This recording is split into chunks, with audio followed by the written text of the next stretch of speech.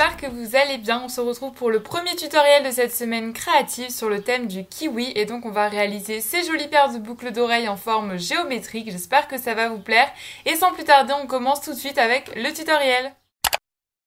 Pour le matériel, il vous faudra un rouleau, 2 douting tools, une lame et un scalpel, des clous à œil, des patrons en forme de triangle, donc moi je les ai fait sur du papier. Vous pouvez aussi prendre des emporte-pièces, mais personnellement la taille ne me convenait pas. Il faudra également des pastels secs, donc vertes et blanches, ainsi qu'un pinceau pour les appliquer. Et il faudra ensuite des bâtons d'esquimaux. Pour les couleurs de pâte polymère, je vais utiliser le vert clair de la marque de Cernit, du vert plus foncé, du vert anis, toujours de la marque Cernit, et encore un autre teinte de vert. Voilà, vraiment j'ai pris plusieurs teintes de vert que vous pouvez tous retrouver sur le site de Perle & Co. Et enfin, j'aurai besoin de caramel, donc toujours en Cernit, mais vous pouvez aussi prendre en Fimo. Ça fait exactement le même effet. Et enfin, il faudra de la pâte polymère blanche. Donc pour le tutoriel, la première étape c'est de mélanger le vert anis avec le vert plus clair et d'obtenir en fait un résultat qui va correspondre à la couleur que l'on recherche pour s'approcher du kiwi. Et une fois que notre mélange est bien homogène, je vais venir mettre ma boule de pâte entre 2 bâtons d'esquimaux et cela va me permettre d'aplatir cette boule de pâte avec un rouleau et d'obtenir une planche avec la même épaisseur. Et donc c'est vraiment une technique super simple et économique pour réaliser une planche de même taille. Ensuite je viens prendre mon patron, donc là je viens prendre le triangle le plus grand. Vous pouvez également utiliser l'emporte-pièce triangle si cela vous convient. Donc ici je vais prendre ma lame et couper les excédents. Bien sûr j'enlèverai tout ça par la suite pour obtenir le triangle que je souhaite. Une fois mon triangle découpé, je vais venir le texturer. Donc pour cela, on va faire la première couche en fait du kiwi. Donc on va prendre un douting tool assez fin et tracer en fait des traits de manière aléatoire. Hein. Faut pas que ça soit bien symétrique, au contraire, ça reste un fruit plutôt aléatoire. Donc voilà, je crée plusieurs traits dans le même sens pour quand même que ça donne une harmonie en fait à la globalité, mais vous voyez un petit peu de toute façon avec les images. Une fois que le résultat vous convient, vous allez prendre votre pastel sec blanche et en mettre un petit peu en saupoudrer en fait sur votre création et l'appliquer avec un douting tool pour être sûr que ça tienne bien. Ensuite, on va venir mélanger du vert clair avec le vert foncé pour créer la couleur intermédiaire.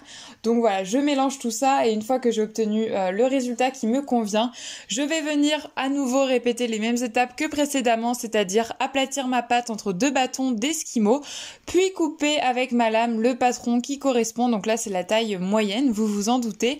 Et une fois que tout ça est terminé, on va à nouveau le texturer.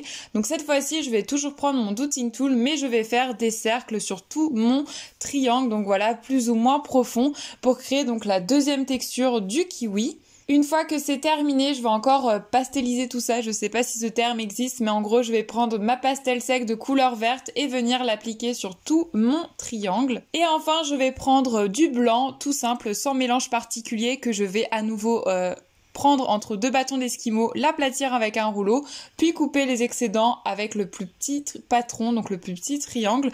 Puis pour donner un peu plus de détails, je vais prendre ma pastel sec verte et en mettre sur tout le bout de mon triangle. N'oubliez pas aussi de faire les côtés du triangle pour que ça soit quand même un effet plus sympa. Et voilà, vous avez obtenu vos 3 triangles, donc c'est le temps de les superposer. Pour cela, je vais d'abord mettre le plus grand, puis le moyen, donc je fais tout ça avec mes doigts, j'appuie délicatement pour ne pas déformer la texture que l'on a fait précédemment, puis je mets en dernier le petit triangle blanc. Et une fois que c'est terminé, vous vous en doutez, vous allez bien sûr faire ça x2, mais avant ça, vous allez tout d'abord mettre vos clous de chaque côté du triangle le plus clair, donc ça va permettre ensuite de faire le montage sous forme de boucle d'oreille. Et donc une fois que c'est fait, vous allez donc, comme je le disais, faire la même chose une deuxième fois pour la deuxième paire de boucles d'oreilles et vous allez mettre vos créations à cuire au four à 110 degrés pendant 30 minutes. Donc ensuite on va passer au montage. Donc pour le matériel vous aurez besoin d'une pince, donc 2 pinces, une pince plate et une pince coupante, 2 supports de boucles d'oreilles, donc moi j'ai choisi de l'acier inoxydable, des tiges à œil, vos créations bien évidemment cuites et vernies, et des perles. Donc pour la petite histoire, en fait, Pearl & Co m'avait envoyé les premières perles que vous voyez, mais elles étaient trop fines. Je me suis vraiment trompée sur la taille. Du coup, j'ai dû racheter d'autres perles qui sont cette fois plus épaisses que je vais pouvoir mettre dans les outils que j'avais et les apprêts que je possédais. Donc voilà pour la petite histoire. Ensuite, il vous faudra des anneaux et enfin une chaîne. Donc prenez la couleur que vous souhaitez. Moi, j'ai pris que des apprêts de couleur argentée. Donc pour commencer, vous allez enfiler vos perles sur votre tige à œil, donc vous pouvez en mettre plusieurs. Voilà, moi j'ai opté que pour du vert comme ça, parce que je trouvais ça plus sympa. Une fois que vous avez assez de perles, vous allez plier l'embout et ensuite venir faire une boucle de l'autre côté et vous allez faire ça x2. Une fois que c'est réalisé, vous allez venir ouvrir en fait votre clou que vous avez mis dans votre création, puis insérer de la chaîne, refermer bien évidemment le clou, puis ensuite vous allez couper le morceau de chaîne qui vous convient.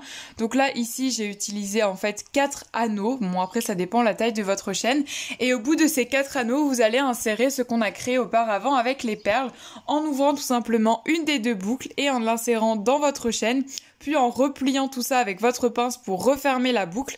Et une fois que c'est terminé, vous allez faire exactement la même chose de l'autre côté pour obtenir justement un effet de symétrie. Ensuite, la prochaine étape, c'est d'ouvrir un anneau en deux et d'y insérer les deux extrémités des perles pour vous voir créer en fait un autre triangle, j'ai envie de dire.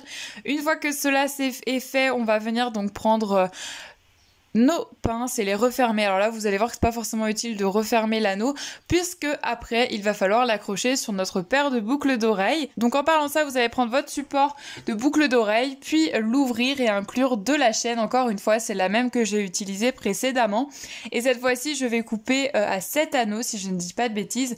Mais encore une fois, ça dépend la taille et la grosseur de votre chaîne. Donc je coupe tout ça avec ma pince coupante. Et une fois que j'ai obtenu le résultat qui me convient, je vais donc venir à nouveau ouvrir l'anneau comme je vous ai dit précédemment et le mettre au bout de cette chaîne. Et voilà, votre première boucle d'oreille est terminée et il suffit de faire exactement les mêmes étapes pour la seconde et vous avez obtenu une très jolie paire de boucles d'oreilles pour l'été sur le thème du kiwi et surtout qui fait très estival et que vous allez pouvoir porter avec plusieurs de vos tenues.